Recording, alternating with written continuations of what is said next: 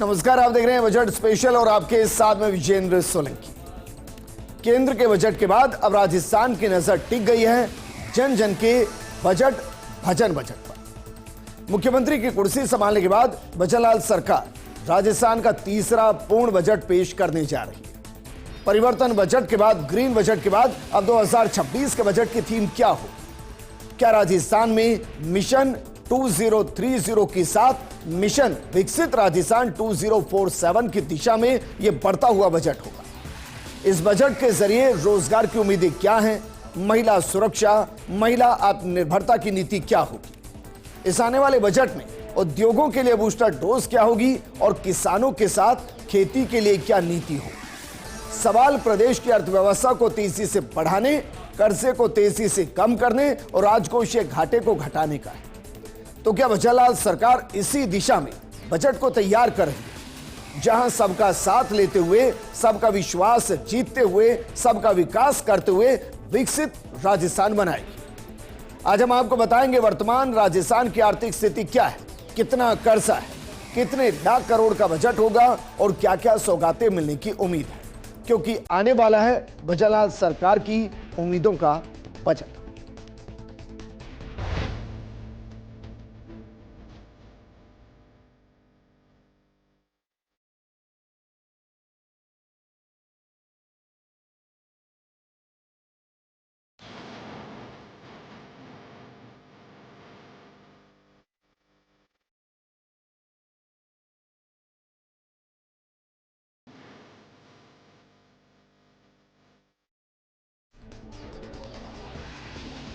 आज से हम राजस्थान के बजट को लेकर प्रोग्राम शुरू कर रहे हैं, जिसमें हर दिन एक सेक्टर से जुड़े बजट के विश्लेषण को आपके बीच में रखेंगे। मसलन उस सेक्टर को क्या मिल चुका है, जो मिला उसमें से कितना धरातल पर उतरा है, और इस बजट के अंदर यानी कि 2026-27 के बजट में उस सेक्टर को क्या उम्मीदें हैं और क्या मिल सकता है।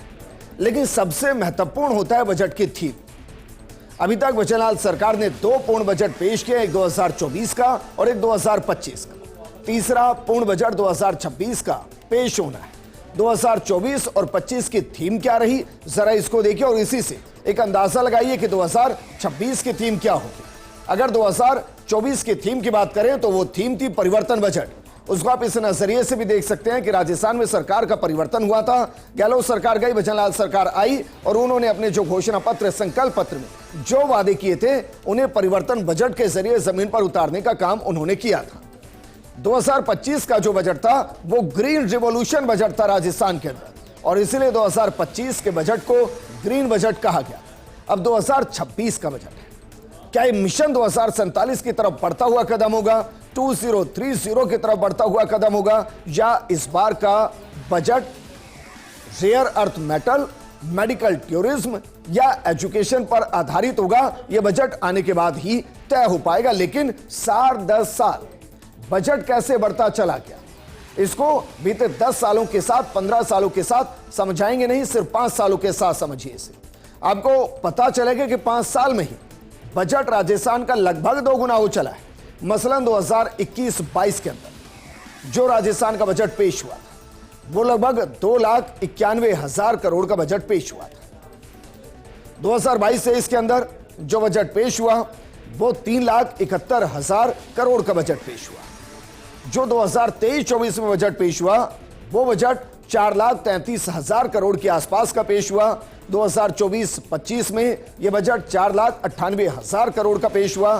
2025-26 में यानी कि बीते साल यह बजट 5,37,000 करोड़ के आसपास का पेश हुआ। अब इसको ग्रेजुअली समझिए। अगर बीते साल का बजट 2025-26 का बजट 5,37,000 करोड़ के आसपास का था, तो फिर 2026 के बजट का अनुमान क्या है? इसे अगर हम 5 से 7% के इजाफे के साथ भी समझ लें तो जरा देखिए ये कितने लाख करोड़ के आसपास का बजट हो सकता है। 2025 में 5,37,000 करोड़ का बजट था। अनुमान है, एक मोटा मोटा अनुमान है कि इस बार का जो बजट होगा वो 5.7 लाख करोड़ से 5.9 लाख करोड़ के आसपास का हो सकता है। इसमें जो महत्वपूर्ण है वो महत्वपूर्ण दरअसल ये है कि किन सेक्टर के साथ बजट को बढ़ाया जाएगा। क्या राजस्थान की आमदनी बीते 1 साल में बढ़ी है, और अगर वो बढ़ी है तो उसी के हिसाब से बजट बढ़ेगा या कर्जे की सीमा भी बढ़ सकती है। यह हम इसलिए कह रहे हैं कि राजस्थान में बीते 10 सालों में कर्ज भी बढ़ा है। हालांकि बचनलाल सरकार आने के बाद राजकोषीय घाटे को कम करने की कोशिश की गई है, लेकिन 2015-16 के अंदर राजस्थान पर लगभग 1,80,000 करोड़ के आसपास का बजट था, कर्जा था, जो 18-19 में 2,19,000 करोड़ हो गया, 21-22 में लगभग 4 लाख करोड़, 2022-23 में यही कर्जा बढ़कर 4,99,000 करोड़ के आसपास पहुंच गया था और 2023-24 में करीब 5 लाख करोड़ के आसपास का एक कर्जा था। 2025 सितंबर तक ये कर्जा जो था वो 6,77,000 करोड़ के आसपास, और जो 2025-26 में अनुमान है 2026 मार्च तक वो 7,26,000 करोड़ के आसपास के कर्जे का अनुमान है। कर्जा बढ़ता है तो फिर जो आमदनी आ रही है उसका एक बड़ा हिस्सा ब्याज के तौर पर जाता है। जब ब्याज के तौर पर एक बड़ा हिस्सा जाता है तो बाकी खर्चों में कटौती होती है, या फिर आमदनी इतनी बढ़ चुकी होती है कि जो कर्जा बढ़ा है उसके ब्याज से बाकी सेक्टर पर फर्क नहीं पड़ता। लेकिन प्रदेश में बीते कुछ सालों के अंदर और खासकर 2 सालों के अंदर कुछ बेहतरीन डिसीजन लिए गए, जिसका असर यह हुआ कि प्रदेश के राजस्व घाटे के अंदर सुधार का अनुमान जताया गया। इसको जरा देखिए, ये आंकड़े क्या कह रहे हैं। दरअसल 2023-24 के अंदर जो राजस्व घाटे का आकलन था वो 38,954 करोड़ के आसपास का था। 2024-25 में इसमें काफी कमी आई, ये 31,939 करोड़ के आसपास हुआ, जबकि 25-26 के अंदर जो अनुमानित है, क्योंकि मार्च के अंदर फाइनेंशियल ईयर क्लोज होता है, इसलिए जो अनुमान है वो 31,000 करोड़ के आसपास का है। और सरकार, भजनलाल सरकार, इसको और कम करना चाहती है, और 2026-27 का जो बजट होगा उसके अंदर इसे मुमकिन है कि 30,000 करोड़ के आसपास लाने की कोशिश की जाएगी, क्योंकि राजस्थान सरकार के अनुसार प्रदेश का राजस्व घाटा 2025-26 के बजट में और घटाकर कम किया गया और उसको अब 26-27 के बजट में और घटाने की कोशिश है। सिर्फ राजस्व घाटा नहीं घटा है, बचनलाल सरकार के आने के बाद, उनकी मजबूत नीति आने के बाद राजस्थान में महंगाई घटी है, और महंगाई जो घटी है वो आंकड़े बहुत इंटरेस्टिंग है। जरा देखिए, जो महंगाई घटी है वो 2022-23 में जो राजस्थान में महंगाई थी वो 6.92% के आसपास थी। 2023-24 के अंदर 6.39% के आसपास, लेकिन 2024-25 के अंदर उसमें लगभग 2% की कमी आई और ये 4.34% के आसपास पहुंच गई। 2025-26 में अप्रैल से दिसंबर तक ये 1% के आसपास भी नहीं है, इसमें काफी गिरावट आई है। और महंगाई अगर कंट्रोल होती है तो काफी स्थिति कंट्रोल होती है, और इस कंट्रोल के पीछे एक और इंटरेस्टिंग फैक्टर है कि राजस्थान में प्रति व्यक्ति जो आय की ग्रोथ है वो बाकी सूचकांक से अच्छी है, और 2023-24 के आंकड़े के साथ इसको आप एक बार चेक करेंगे तो इसमें काफी इजाफा हुआ है। जरा देखिए, जो प्रति व्यक्ति आय है वो 2023-24 में जो स्थिर मूल्यों पर जो थी वो 90,414 थी। 24-25 में स्थिर मूल्यों पर जो है वो 96,638 है, इसमें 6.9% की वृद्धि दर थी, जबकि वर्तमान मूल्यों के ऊपर जो प्रति व्यक्ति आय है वो 1,66,647 ये 2023-24 है, और 24-25 के अंदर 1,85,053 है जो कि 11 है, जो स्थिर मूल्यों से भी बेहतरीन राजस्थान में प्रति व्यक्ति आय की स्थिति है। इसका मतलब रोजगार मिल रहा है, इसका मतलब महंगाई कंट्रोल में है, इसका मतलब आमदनी बढ़ रही है। आमदनी बढ़ रही है तभी लगभग 20,000 के आसपास प्रति व्यक्ति की आय में इजाफा औसतन राजस्थान के अंदर हुआ है, और ये राष्ट्रीय औसत से ऊपर है। जो आंकड़ा हम आपको दिखा रहे हैं राजस्थान का, वो आंकड़ा राष्ट्रीय औसत से बेहतरीन है। क्यों बेहतरीन है, जरा इस आंकड़े पर भी गौर फरमाइए और देखिए।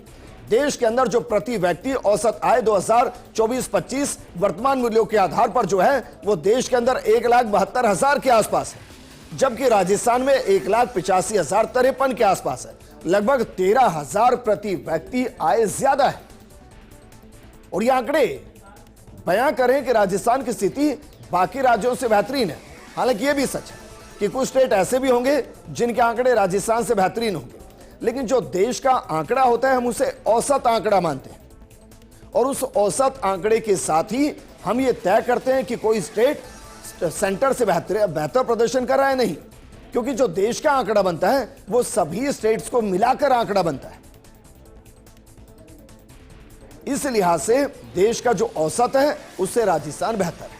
सिर्फ इतना ही नहीं, जीएसडीपी के अंदर भी 10 सालों के अंदर राजस्थान में बेहतरीन ग्रोथ है। 2026 का अनुमानित आंकड़ा क्या है जरा देखिए। जीएसडीपी के अंदर 2016 के अंदर 6,81,000 करोड़ रुपए के आसपास का अनुमान था, जो 2026 में 19,89,000 करोड़ के आसपास का अनुमान है। और ये 10 सालों में लगभग 11 से 12% के आसपास का ग्रेजुअली इंक्रीज है। ये आंकड़े हम आपको क्यों दिखा रहे हैं? ये आंकड़े हम इसलिए आपको दिखा रहे हैं क्योंकि राजस्थान का बजट आएगा। जो बजट आएगा उसमें बहुत से सवाल होंगे। उन सवालों के जवाब के लिए आपको ये पता होना चाहिए कि राजस्थान का कुल बजट कितने लाख करोड़ का होगा, प्रति व्यक्ति आय क्या है, महंगाई दर क्या है, यहां का राजकोषीय घाटा क्या है, यहां कर्ज की स्थिति क्या है, और यहां जीएसडीपी के अंदर कितनी वृद्धि हो रही है, क्योंकि ये सब वो पैरामीटर हैं जो एक बजट का निर्माण करते हैं। लेकिन आप सोच रहे होंगे कि भाई सेंटर का बजट आ जाता है, सेंटर के बजट पर स्टेट का बजट निर्भर करता है। ऐसा नहीं है। राज्य का बजट केंद्र के बजट से कैसे अलग होता है आज हम आपको यह भी बताते हैं, क्योंकि हाल ही में केंद्र का बजट आया, उसमें बहुत सी घोषणाएं ऐसी है जो स्टेट से जुड़ी होती है। बड़ा एक पैसा होता है जो स्टेट के पास आ रहा होता है। अभी जैसे सेंटर से स्टेट को 90,000 करोड़ के आसपास मिलेंगे, जो बीते साल के मुकाबले 6,505 करोड़ ज्यादा है। लेकिन ये दोनों बजट बहुत अलग होते हैं। राज्य और केंद्र सरकार के बजट में मुख्य अंतर कमाई और खर्च के आधार पर किया जाता है। केंद्र सरकार आयकर, कॉरपोरेट कर, सीमा शुल्क, जीएसटी आदि से कमाई करती है, तो वहीं राज्य सरकारें जो होती हैं वो वैट से कमाई करती हैं। जैसे राजस्थान में पेट्रोल डीजल पर वैट पड़ोसी राज्यों से ज्यादा है। वो एक आय का मुख्य स्रोत रहा है राजस्थान का। इसके अलावा स्टाम्प शुल्क से सरकार की आय होती है, स्टेट गवर्नमेंट की आय होती है, इससे कमाई होती है। इसके अलावा केंद्र सरकार अपने कर राजस्व का एक हिस्सा राज्यों के साथ साझा करती है, जिसका जिक्र हम कर रहे हैं कि बीते साल के मुकाबले 6,505 करोड़ ज्यादा मिलेंगे, 90,000 करोड़ के आसपास स्टेट को मिलेंगे। खर्च की बात करें तो केंद्र सरकार रक्षा, विदेश नीति, राष्ट्रीय परिवहन जैसे विषयों पर खर्च करती है, जबकि राज्य सरकारें जो होती हैं वो स्वास्थ्य, शिक्षा, कृषि, स्थानीय कानून व्यवस्था आदि पर खर्च करती है। वहीं केंद्रीय बजट में राजस्थान का हिस्सा वर्तमान में कितना है और क्या उसमें बढ़ोतरी हुई है या कमी आई है? 2025 के साथ अगर इसका विश्लेषण करें तो ये कितना है? क्योंकि जिस उम्मीदों के बजट की हम बात कर रहे हैं उस उम्मीदों के बजट में ये सारे फैक्टर काम करेंगे। इसलिए जरा देखिए, सेंटर से 2025 में जो राजस्थान को पैसा मिला वो 84,487.83 करोड़ के आसपास। 2026 में जो पैसा मिल रहा है वो 90,445 करोड़ के आसपास मिल रहा है। राजस्थान को बीते बजट से 6,505 करोड़ रुपए ज्यादा मिला है।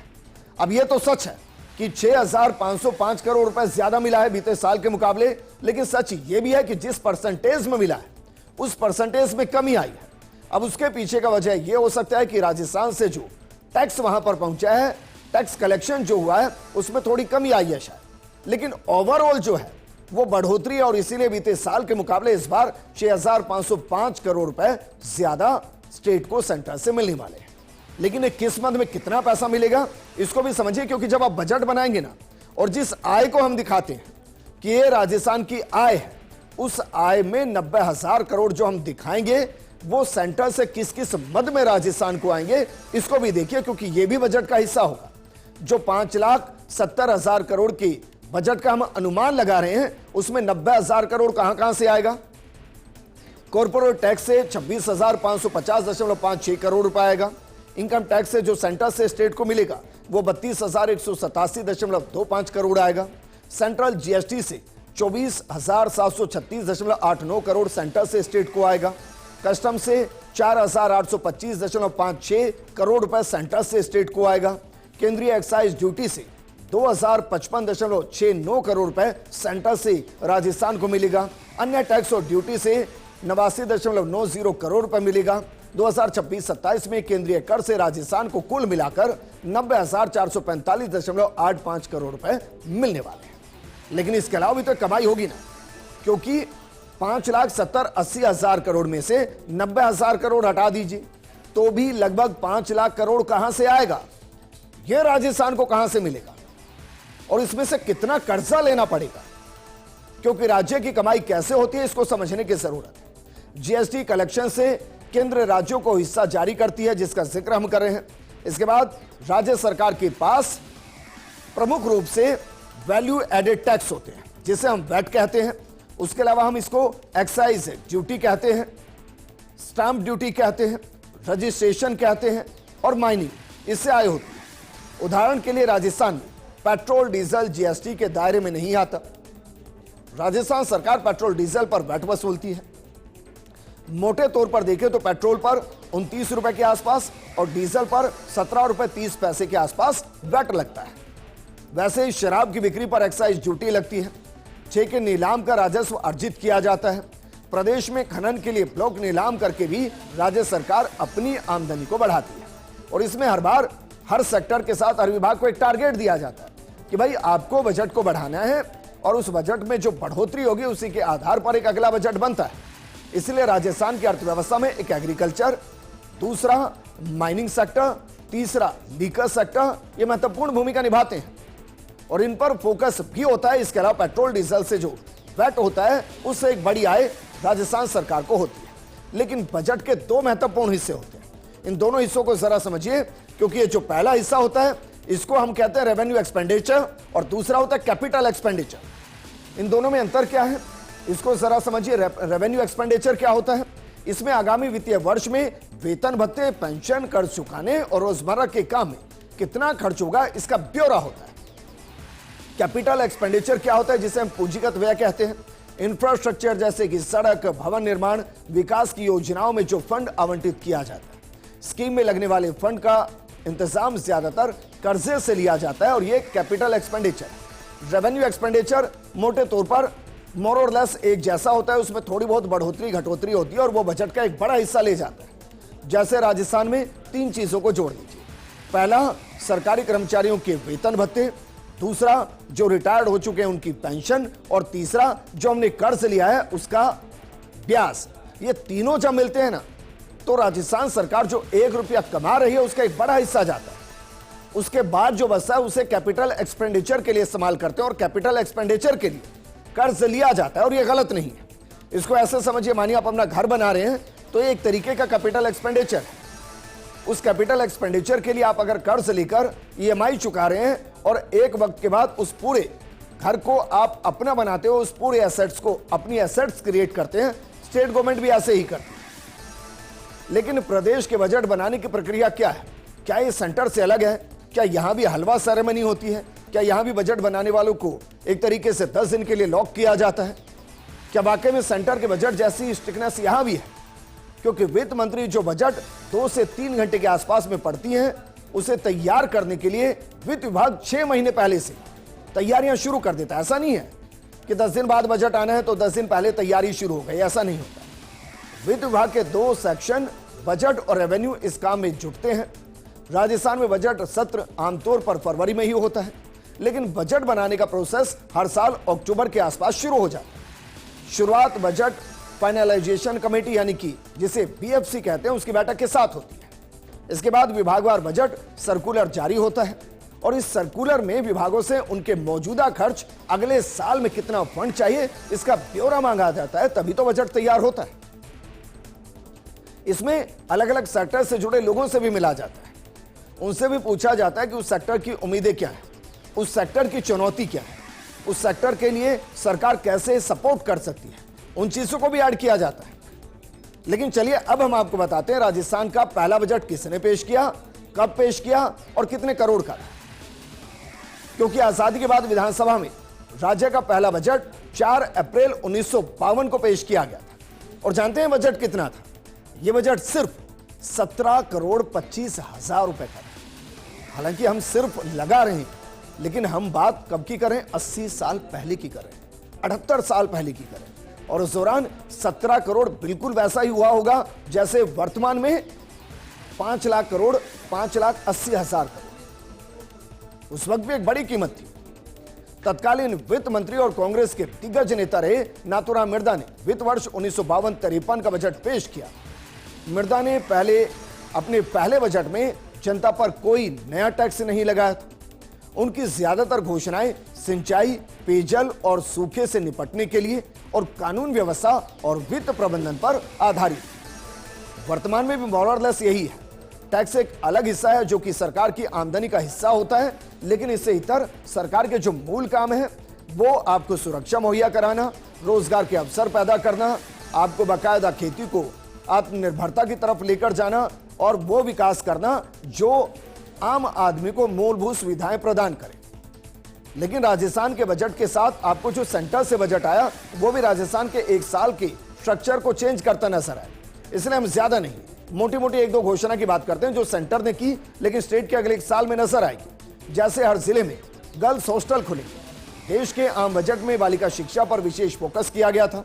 बजट 2026 में हर जिले में गर्ल्स हॉस्टल खोलने की बात की गई। ऐसे में राजस्थान में कुल जिलों की संख्या वर्तमान में 41 है, यानी राजस्थान के हर जिले के मुताबिक 41 गर्ल्स हॉस्टल खुलने वाले हैं। अब इसको सेंटर की योजना कहिए या आगामी एक वर्ष में स्टेट के अंदर एग्जीक्यूशन के तौर पर देखिए और स्टेट की इसमें भागीदारी देखिए।